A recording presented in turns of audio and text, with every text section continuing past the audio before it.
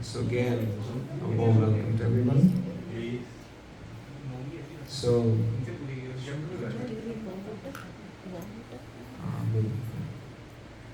a glass of warm water, I say from mine. So it's a very auspicious month, and we are doing a very auspicious beginning of this auspicious month by coming together. And because how do you know about the month is, of course, when you hear about the month, right? You have sunte, when you do shravana, then you know what are the glories of the month, or what are the glories of the place. Sometimes when you hear about the place, it has a much more profound effect rather than when you see the place, isn't it? When you see a person, what do you see? You see a normal bodily structure. But when you hear the person, that's why it is said, a sadhu is seen through ears, and also a place also is actually seen through ear. So this month is nothing, because during this month comes the festival of Deepavali, isn't it? So it is said, on that particular day of Deepavali, this Leela of Damodar happened. Where Yashoda ties Krishna. Everybody wants to tie Krishna. So it's actually a celebration. This pastime exhibits the glories of Mother Yashoda. It's actually for all the mothers, this whole pastime. That what Brahma, what Shiva, such Indra, exalted devotees and big demigods cannot do, that is achieved by Yashoda, right? And who's Yashoda? Does she know high-end Sanskrit? Does she have yogic powers? No, nothing of that sort. She doesn't even know that Krishna is God. She thinks Krishna is a baby. The same baby when he is hungry, he runs and cries and wants to drink my breast milk. How can he be God? Many people would tell Yashoda, how is it possible that he is able to achieve killing such demons? But Yashoda actually said, when Yashoda saw the whole Brahmanda in the mouth of Krishna, she was shocked. And then she saw herself also in the mouth, looking into the mouth of Krishna. But then immediately Yogamaya Krishna's internal energy covers her up. Because if she knows that Krishna is God, then the reciprocation of love, motherly love, will not be there. That's the difference between Devaki and Yashoda. Devaki knows Krishna is God. So, although both are mothers, but Yashoda's position is slightly more sweeter than Devaki's. So this pastime is nothing but the glorification of Mother Yashoda. That how Krishna can be bound. That's the first lesson we get out of this pastime. So what happened one day, it is said that one fine day, which means during the month of Kartik, on this particular day, Yashoda, Krishna was sleeping, he was taking rest, and Mother Yashoda was churning butter. No Amul butter. She was churning butter for Krishna. And why was she churning butter? So our acharyas explained that she was Nandarani. Nanda Maharaj had 900,000 cows and hundreds of servants. Why was she doing it? Can somebody say? If you have servants, why would you do this work? Huh? Krishna knows better. Yeah, that's okay. She could have told her servant, please churn butter. Because she wanted to feed him. Because she wanted to feed him her handmade butter. Purvi, what an answer. It should be loud. So, Yashoda said, it is from my Krishna. I will do it myself. Isn't it, mothers, right? That's what you want to do, right? You may have servants, but you want to do it prepare with your own hands. That's where the satisfaction of mother comes. Right? So, it's okay, it's okay. Thank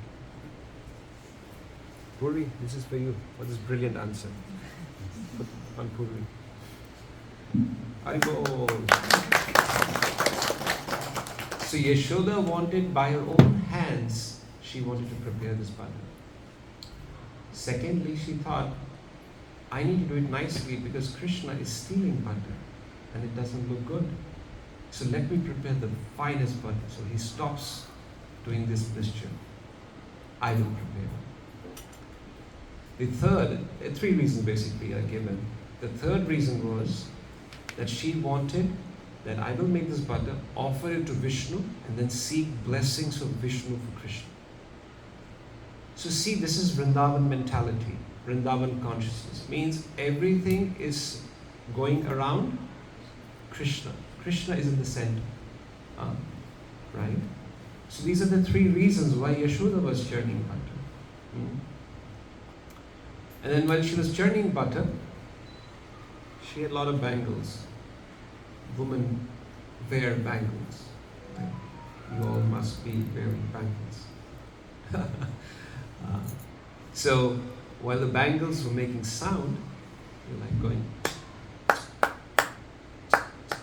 like that. So, and she was making songs about the beauty of Krishna, about the glories of Krishna. And she was making her own songs. And she was singing those songs actually while churning the butter, remembering Krishna. Meanwhile, Krishna woke up and he felt that he was very hungry and he needed milk to drink. So he came and he saw his mother is so happily churning butter for Krishna. And description is given how Yashoda, Mother Yashoda, was dressed. It's said about her sari, how the flowers she had. She even had a waistband, used to women wear around the waist. So Acharyas also explained that because she was bound herself, that's why she tried to bound Krishna. First you help yourself, right? First you try to do it, and then you do it for others, right? And And then Krishna came, and Krishna, what he did? He put his hand on her arms and said nothing, just looked at mother. And what he was trying to say? I'm hungry. Huh? Stop churning. Just stop it. And acharyas give a meaning to this. And this is the beautiful, why we must hear from the acharyas, because you get the real meaning of the pastime. So Krishna is actually internally telling her, Mother, many big yogis, sannyasis, scholars, meditators, and tapasvis, they do tapasya for thousands and thousands of years. They keep churning the Vedic scriptures, knowledge here, and they can't even see the nail of my toe. You got me. Stop this churning. So this churning, Krishna wants, is kind of comparing it with the churning of reading scriptures and becoming a big scholar and trying to figure out who is God. Krishna says, Mother, stop this churning. You got me directly. So he holds her hand like that. And of course, the other meaning is also, I'm hungry. And it said, Krishna puts one foot on the knee of Mother Yashoda and then climbs in her lap. Now, because when Krishna is hungry, what happens? So from the mother's chest, the milk started flowing. That's the love of Mother Yashoda. I remember I was talking to one lady once, and she was sharing this. In fact, her son was very sick. It happened like within 20 days or something. 20-day-old baby was very sick. So the doctor said that he cannot drink milk directly from the mother's breast. So she would go down, and when the baby would feel hungry, she would express her milk, and then they would feed the baby using some pipe or something like that. And she said that one time I felt a lot of pain in my chest, and she told her husband he's hungry. He said, how do you know? He said, my chest is paining. And immediately she said, my husband got a call from the nurse saying that baby is hungry, please send the mother up. So Krishna, and you see when the baby is born, then automatically there's milk. If there's some complication, something, actually there's no milk sometimes, right? So Krishna has made it, it's a perfect science, right? It's really extremely amazing if one really thinks deeply about this science, right? And then they say there is no God. So then Krishna starts to drink milk. And Mother Yashoda, the more he's drinking, because he's Ananta, and Krishna is drinking and drinking. So what's happening? More and more milk is coming. So there's Krishna's hunger, so to say, to taste Yashoda's love, and then there's Yashoda's motherly love also increasing at every single step, every single moment. So it's almost like a transcendental competition. And at that time, Yashoda had kept some milk for boiling. Now this milk was very special. It's called as Padma Ganda milk. There were only few cows of Nanda Maharaj out of 900,000. They were always fed only very special grass. Many acharyas say only lotus flowers. So when the milk would come, it was so fragrant that the smell would be like lotus flowers, Padma Ganda. Padma means lotus, Ganda means the fragrance. Right? So it was actually, Yashoda would specially keep it for Krishna. Sometimes in our life also, we give, what do we give sometimes in charity? What we don't want to use. Oh, it's useless for us, right? But devotees, they give the best to Krishna. It's a big, important lesson actually for all of us, right? Whatever best we have, we must try to offer it to Krishna. And so now there was this competition. I mean, here the competition was going on. Krishna is drinking and he's in ecstasy. And on the other side, the milk is boiling and actually it's coming out. And some acharyas also say that in spiritual world, everything is conscious. Even the milk is conscious. So that milk was thinking, Krishna has been drinking milk of Yashoda for so long. And I think his whole hunger will go off. So what is the use of me living? Better I commit suicide. So the milk wanted to come out and he said, let me commit suicide. Haribol. Krishna is going to be, what's the use of my life? Sometimes Srila Prabhupada tells a story that how everything is conscious in spiritual world. He said when sometimes Yashoda cooks rice and she's doing other chores, some other work, homely work. So she calls, he says, my dear rice, are you cooked? And the rice says, no, still some time. I just all right. Because everything is conscious in spiritual world. It may sound absurd or may crazy, but everything is conscious. And that's the Vedic culture. Rivers are not just rivers, they're mothers. Trees are worshipable because they're the very source of life, right? So that means everything is conscious. We see everything as part and parcel of God, of Krishna. That is why everything is conscious in the spiritual world also. So now the milk said, what's the use of my life? Krishna is no longer going to be hungry. And Yashoda could smell, the milk is coming out. So what she did? She put Krishna down and she ran. Now some people say, oh my God, Yashoda loves Krishna so much. How can she put Krishna like that? Right? But Acharyas again explain that for a devotee, what is more important is not having Krishna, but having Krishna's service. Because that milk was meant for Krishna's service, pleasure of Krishna. So Yashoda in one way is saying, I don't want Krishna, but I want Krishna's service.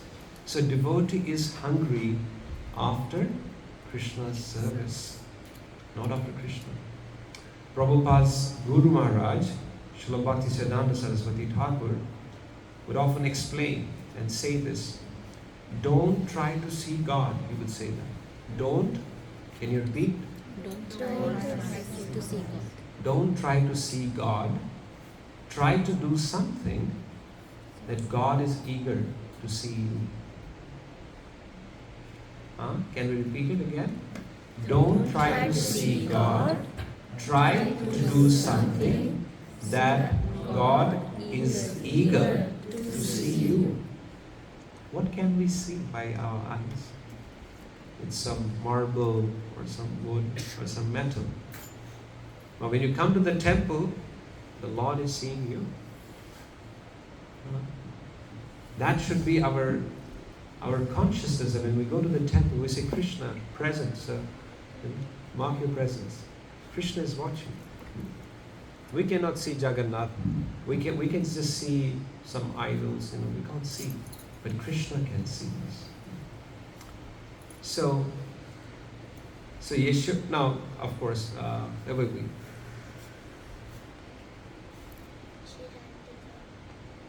ran to the boiling. Yes, she ran to protect that milk, and then Krishna said, how dare you, mother? You put me down? Krishna's ego? Like child? Have you've seen that, right, in children? And then they throw tantrums. And mother says, okay. It's the same thing happened here. See, there's not different. That what happens here is the same motherly love, right? So Krishna he got agitated. He said, how can you keep me? You're trying to protect some milk, and you keeping Krishna, me, your son, who's enjoying drinking milk. Keep down. Then it is said that Krishna looked around. And what does a child do when such thing happen? When you hurt the ego of the child. So please be aware, be careful, don't hurt the ego of your child.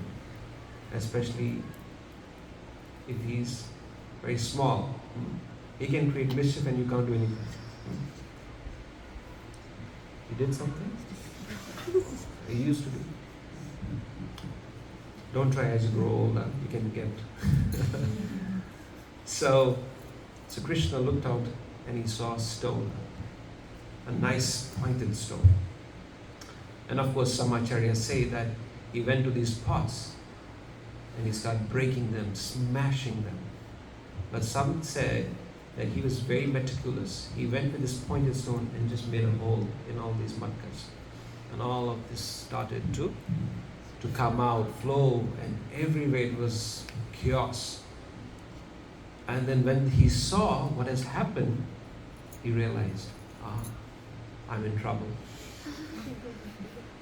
That's how it is designed, right? Kids do all the mischief, paint the walls, take dad's notebook or notepad of office, tear the pages, something like that, and then they feel, oh my God, what I've done. And then they go here and there. So Krishna was smart. Krishna said, oh, this is trouble. So then Krishna left the place. He said, it's time to hide. Meanwhile, when Yashoda came, she saw, oh my God, what has happened? But what normally a thief does, he leaves some mark. कुछ तो वो बोलते ना, वो सबूत छोड़ के जाता है. कृष्णा भी सबूत छोड़ के गए थे. His footprints. He walked in the butter and then he started walking at his lotus feet. And Yashoda said, And then she goes and she sees in one place, what is Krishna doing? Feeding the monkeys and the gopas. Because Krishna was so angry, he said, I'm not just going to eat or waste, but I'm going to call these monkeys and feed them this. He took it to the next level. So Krishna was like feeding monkeys, eat.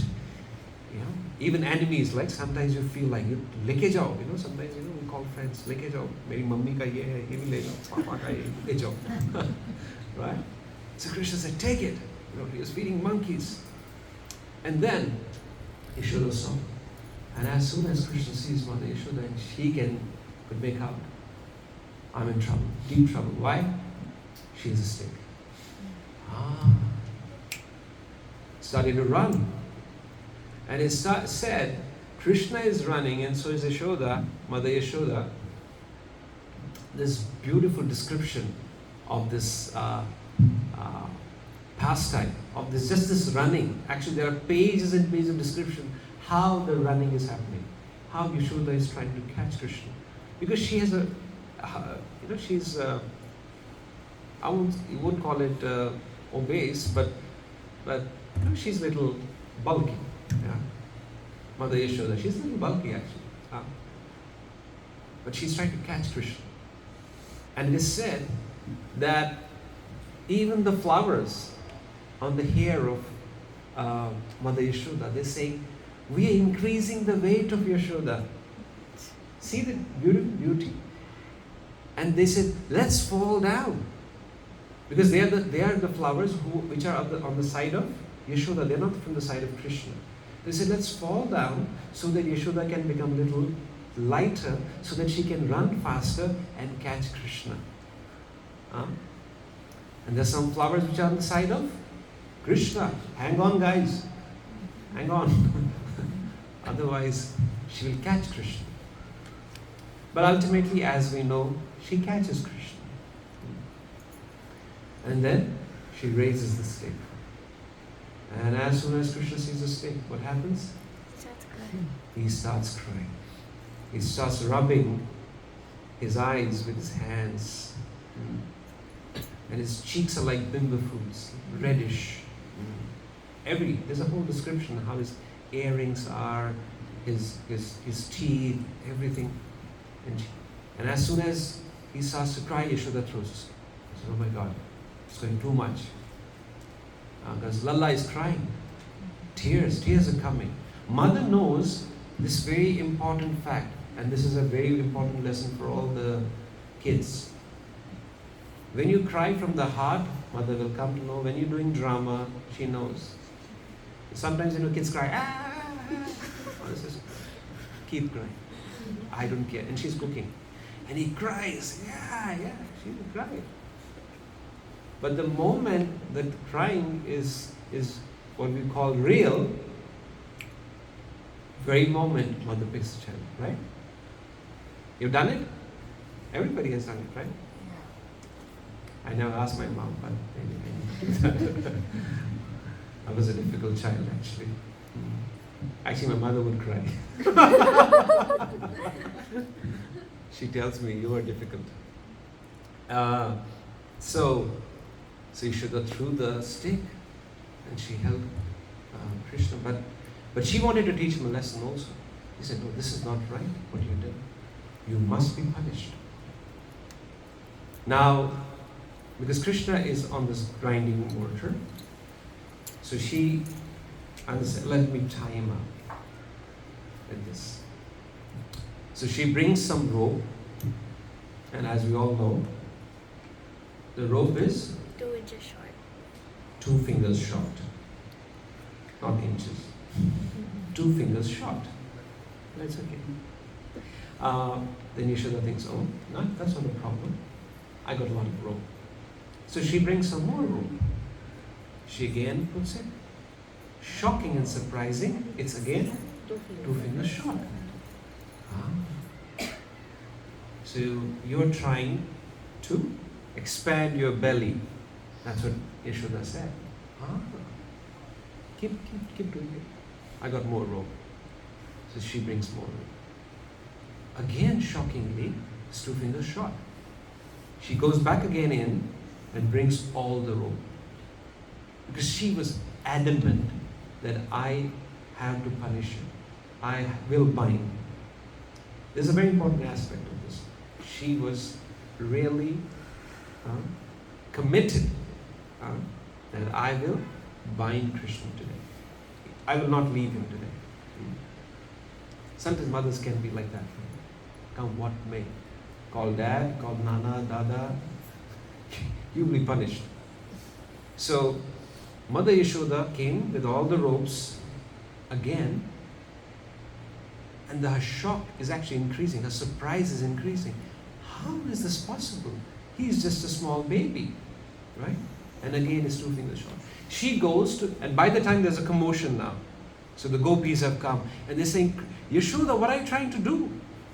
She said, oh, you are the same people who would complain against him, right? And she told one gopi, didn't you complain? That, see your Kana, don't you feed him well? And he's always stealing butter from my home. And now why I'm punishing him, you come and become his lawyer. You know? And there was another lady, she came, she said, oh Yashoda, you're being too harsh. Look at his eyes, the tears are coming. What are you doing? Oh, Yashoda said, you remember that day?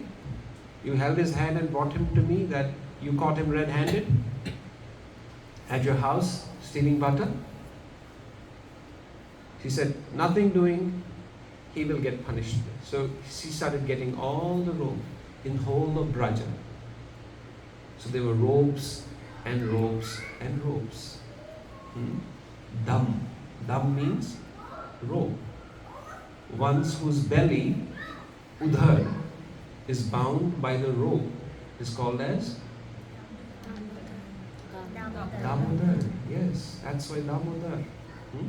One's whose belly is bound by the ropes. But the actual meaning is one's belly, whose belly is bound not by the ropes, but by the rope of love of Ishvara. He is Damodar. That's Krishna. So then when Krishna sees this whole effort of Mother Yashoda, and he sees she's sweating, she's sweating a lot and she's trying to tie. And then Krishna finally says, all right, I will do it myself. Krishna does. So our scriptures say, Srimad Bhagavatam explains, what are these two fingers about? Said the two fingers are, one is the endeavor of the jiva, of the living entity. Second is the grace of Krishna. So Yashoda's endeavor and then Krishna's mercy. So one cannot tie Krishna on her own. One has to have the blessing of Krishna.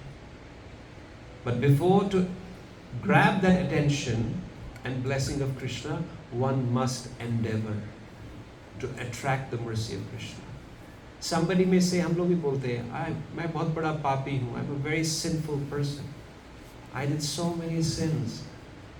We all know. That's why we are here. But one must also remember that Krishna's mercy is also immense, is also great. Somebody may say, I got mountains and mountains of sins. But Krishna's one Vajra, one strike, he will smash all of those mountains. So our endeavor and Krishna's mercy are required for perfection in life.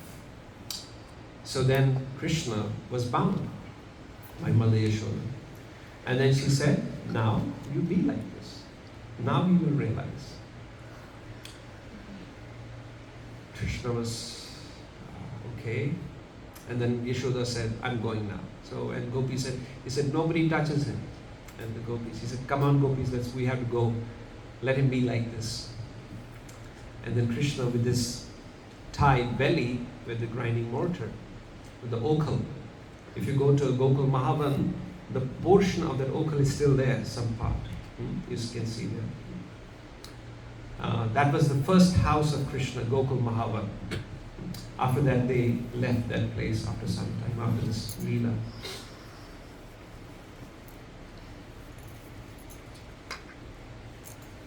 So, there's no Yashoda. Krishna is there with the grinding mortar. His friends have come now. Normally at these cases, friends come. I would play football when I was very young in Kashmir. And then I would go in ground and I would play with these big boys. But I would play late into evening. When I would come back and my mom would not open the door. And our house is like this is our house. And we had a lot of land. And people would walk on the street like this. So I would knock on the door, keep knocking, she would not open. And I would keep saying, I swear by Lord Vishnu, tomorrow I will come on time. And I will say it again and again, but she would say nothing doing, just stay outside. Then I would see my friends coming up. So I could make out that, आज फिर से बाहर निकाला क्या? So I would come running. We had a nice well. So I would take out water and just, pretend that I'm washing my face and feet. But, they got to know. Oh, they would keep laughing and walking. आज फिर से mummy ने निकाला. देखो अंदर नहीं आने दिया. Yeah, like that. So the friends of Krishna also came. You're tied. Mischief. They tried, but of course they could not untie Krishna. So, but also Krishna all of a sudden looked at these two trees in the courtyard. And Acharyas explained that he looked towards them for the first time in a very, very compassionate way. And Acharyas explained why. Because Krishna himself was bound now. And he looked at these trees and said, oh, you're also bound for so long. And we all know these two trees. Who were there? Anybody knows? Manigriva and Nalkuver. Who were they? What was the name of their father? Kubera. So they were the sons of Kubera. But because they got intoxicated by the wealth, by the power of their father, they disrespected saintly people. And this happens generally. When we get a lot of material opulence, we become very proud. And it's said, pride comes before the fall, right? And Radhanath Swami, one of our acharyas, explained, what comes after that is just a detail. So Nalakuber and Manigri were celestial denizens. They were, devatas actually. But because of their pride, once they were taking bath in Mandakini river, and Narada Muni was coming, and they stayed like this only. And Narada felt very pity on them. Now you may say, why Narada Muni, a devotee of Krishna, felt offended, and why did he curse them? He could see their plight. He could see that they're suffering actually in the name of enjoyment. So even the devotee's curse is a blessing. So he cursed them just because you're naked and you don't even care. You're behaving like a tree. Let you become trees. But he said, in the courtyard of Nanda, you will see the pastimes of Krishna.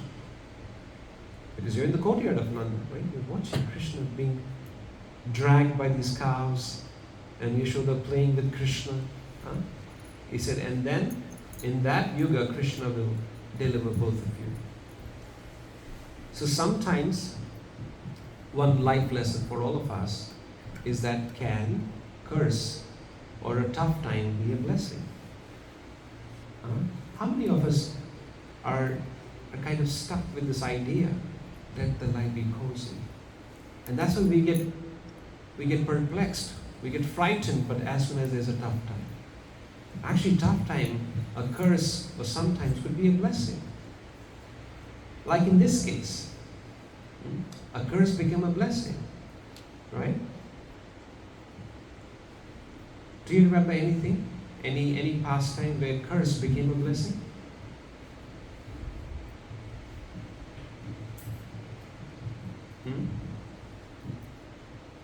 Sometimes a blessing can be a curse. Lord Shiva gave a blessing to a demon. The demon said, where I put my hand on anyone's head, let it burn to ashes, bhasmasura.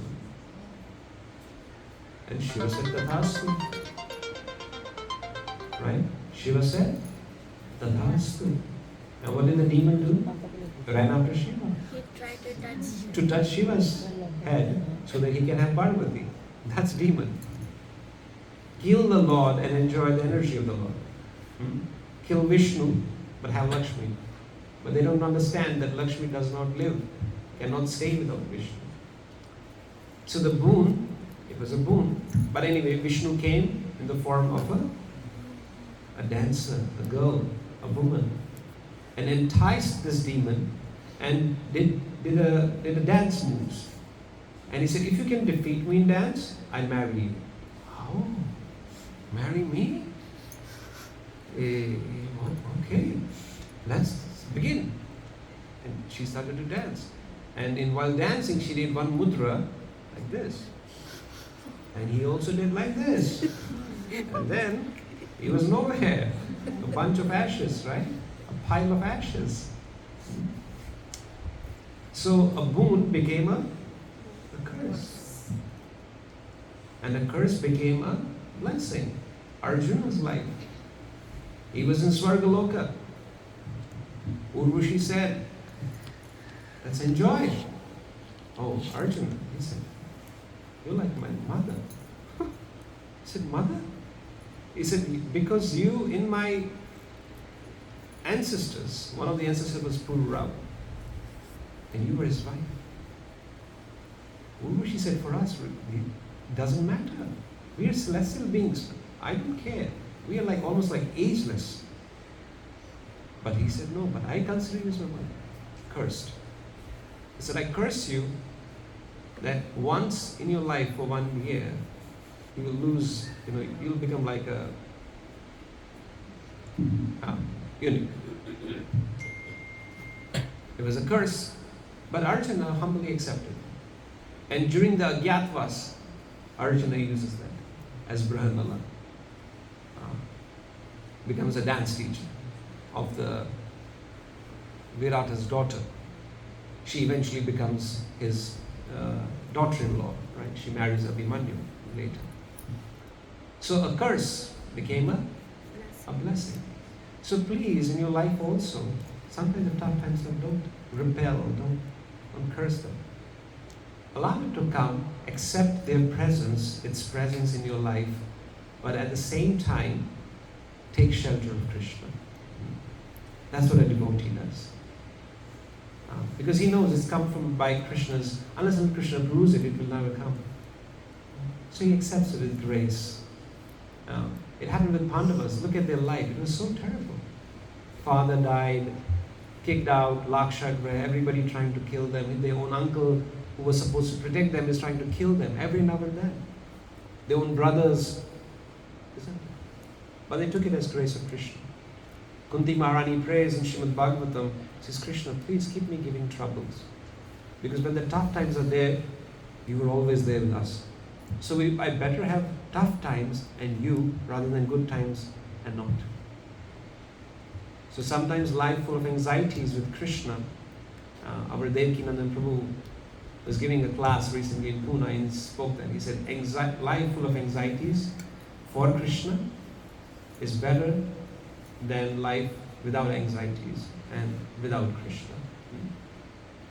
So Nalakuber and Manigriv, when Krishna saw them, now because Krishna was bound himself, there was this extra compassion in Krishna, of course. Krishna is always compassionate.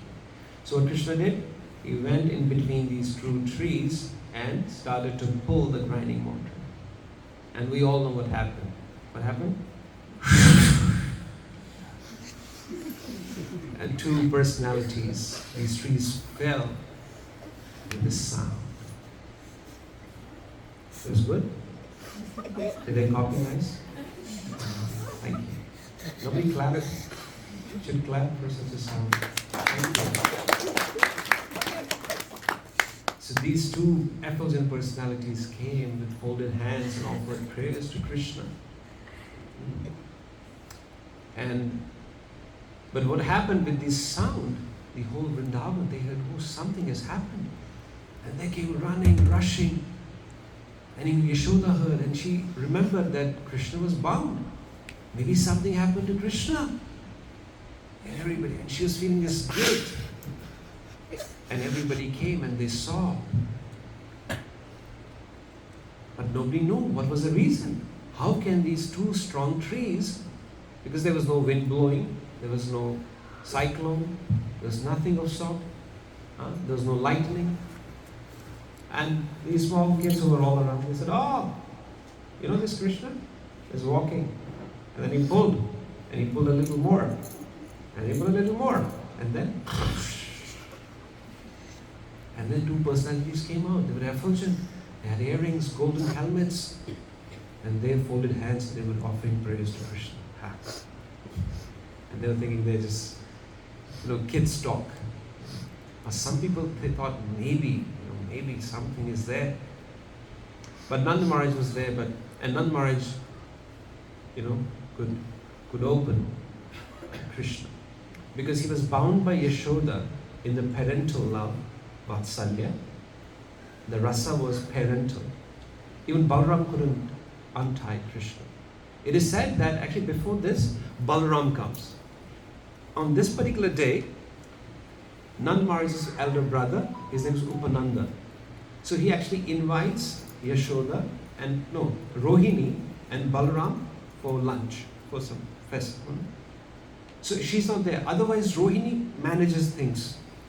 She does the bridging role, So because she wasn't there, and this was just Krishna and Yashoda, so, things escalated. Sometimes my aunt, when she would come, and my mother would sometimes beat me, And my aunt would come in between. She said, if you touch mujhse bura koi nahi ho, like that. And all of a sudden the whole thing would mellow down and I would get protected. But if she wasn't there, then things would escalate. Right? So same thing happened here. Rohini wasn't there. When Balaram came, he said, who chastised Krishna? Who is that person? Doesn't he know? He's Vishnu. He's Ram. He's the all-powerful. And I am Shesha. I am Sheshnath. I will burn the whole universe. And Yashoda came. He said, had these all gods had to take birth in my home only? Huh? You rascal. And Balaram looked up. And she said, oh, now I'm in trouble. He said, Krishna, I have to leave. I'm sorry. You handle. It's beyond my jurisdiction. But he was boosting. I will do this, I will do that. And Yashoda came. What? What did he say? No, nothing. Krishna said, Krishna, you should do this mischief, huh? You deserve it. And then he left. And of course, Nanda Maharaj then comes and unties Krishna. But then Krishna says, I don't want to talk to Yashoda. I have nothing to do with Yashoda. And Krishna says, let's go inside. And Nanda Maharaj takes him inside. They have some nice lunch. And then Nanda Maharaj says, should we bring your mother? Krishna says, no. But then Nanda Maharaj asks, but whom will you play with? He said, no, I will play with Balaram and I will play with you, Father. And now Yashoda is getting more and more guilt-ridden, and she's almost crying. And then Rohini said, but Krishna, if you don't play with your mother, she will die. And all of a sudden, Krishna said, Mama! He ran, jumped into the lap of Mother Yashoda, and tears started coming. And again, the milk, breast milk of Mother Yashoda. And Krishna started again sucking the milk of Mother Yashoda. And thus everything in Vrindavan was beautiful, sublime. Everybody was happy. Shishi Yashoda Damodar ki Jai. Shishi Radha Damodar ki Jai. So we stop here. Do we have any questions? How did you like the story?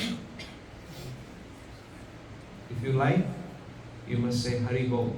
That's the tradition. Hari Bol. So the louder the Hari Bol, the better. You really liked it. The Hari Bol, it was okay. 1, 2, 3. Hari Bol. Hari Bol. This is the magic of Krishna consciousness. In Singapore, we were actually in Vrindavan. It transports you to Vrindavan. You could imagine the environment of Vrindavan, isn't it? So what are the key takeaways for us? Now you have to tell me. Let's go with the lessons. We all know the story, but of course we went a little deeper. What are the things we learned? Blessings of Krishna and endeavor. Sorry. Endeavor and blessings of Krishna. One must endeavor. Let's not just be dependent on mercy. One must endeavor in such a way to attract that mercy of Krishna. Beautiful point. Yes. We need to provide service to the God. So devotee's purpose is not to capture God, but to serve Krishna. Right? Service is important. Very important point. When Yashoda left Krishna, she was having association with Krishna. She left Krishna, but to ensure that the service of Krishna is not interrupted. Beautiful point. Yes. You should not try to see God, but you need to do something for God to see. Wonderful. One should not try to see God, but try to do something that God becomes eager to see you. It's the most beautiful thing, right? I liked it. That was the third lesson. What else? What else? A curse can be a blessing and blessing can be Beautiful a curse. point. Yes. How do you take it? What's your consciousness? That's what will transform a curse, a difficult situation in our life to be a blessing. Sumit Prabhu, Yes. there's this a suitcase there. You can open up there. There's a book. I would like to have that, one of the books, or a couple of them. A curse can be a blessing. It will depend how we take it, and of course, a blessing can become a curse also. And it reminds me of one of the stories I shared last time of a girl. How many tiny little girls we have here? Her name, Mohini. I told the story about this little girl. Right? She passed away at the age of 23. And still today they have guests coming to our house of those people, of those guests from Hong Kong, from China, from the US, who've never met her. And how she transformed, inspired so many people from her room. She wouldn't go out. Her immune system was, she was suffering from a disease, I don't know the details of that, medical names and all, that her bones and her nervous system with age would deteriorate. When I say with age, means immediately after 16, 17.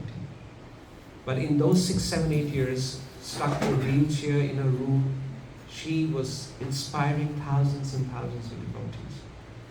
And it's a beautiful story about this girl. And I bought some very few copies with me. I met her dad yesterday. And I said, we got nice girls in our group. And you must read this book of dedication, of determination towards Krishna. And how she got initiated. She had a spiritual master. And she would write blogs, and this is a book. This is basically nothing but a journal of devotion, she calls it. Twice as bright. And my humble suggestion, you can just cover up the cost of printing, which is say $5, $6, something like that, whatever you would like to donate. And but I highly recommend. Well, I got very few copies, only I could bring say around 10 copies, and I hope all 10 gets over today itself. It will be a fitting tribute to this wonderful soul, Mohini. I interacted a lot with her, and she would keep asking me questions. Oh my God, keep asking questions about spiritual life, about devotees, about Krishna, and she was very eager. All she would say, I want to go back to Krishna. And she had transformed her whole home. Was like, oh, you feel like it's a sanctuary, it's a spiritual sanctuary. It's like a temple. And her parents, she has a sister, elder sister, they were all around her, with an amazing, and the way she left the world, it was simply astonishing actually. She left the world the way she lived in it, fearless of death and in love of Krishna. That's how she left. So I'll be happy if you could, of course, take the copy on this very auspicious day. She's like a friend, actually. Thank you very much. What's the schedule? So we're going to sing Damodar prayers. These are the prayers